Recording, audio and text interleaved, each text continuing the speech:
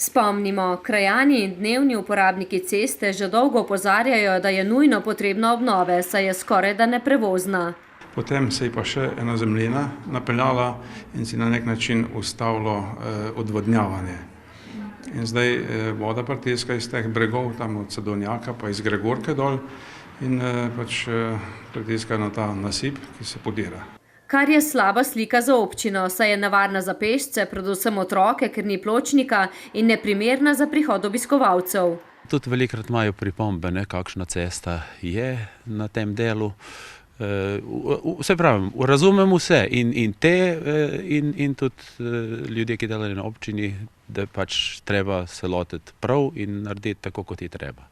Krpanje lukenj ne bo več zadostovalo. Bo pa poseg verjetno kar velik, ker je problem. To je mehki teren in je treba rešiti problem z vodo in tako naprej.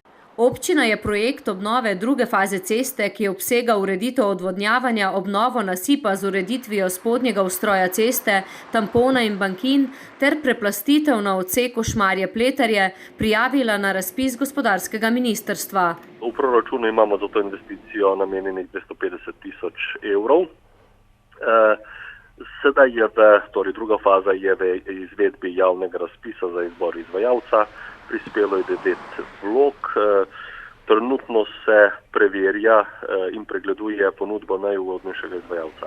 Ob ugodnem razpletu sledi podpis pogodbe z izvajalcem, na dokončanje naložbe pa računajo do konca septembra.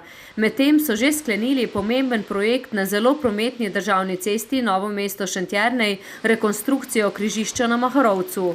Pridobili pa smo 2 postajališč, otoke za umiranje prometa, javno razsvetljavo in odvodnavanje.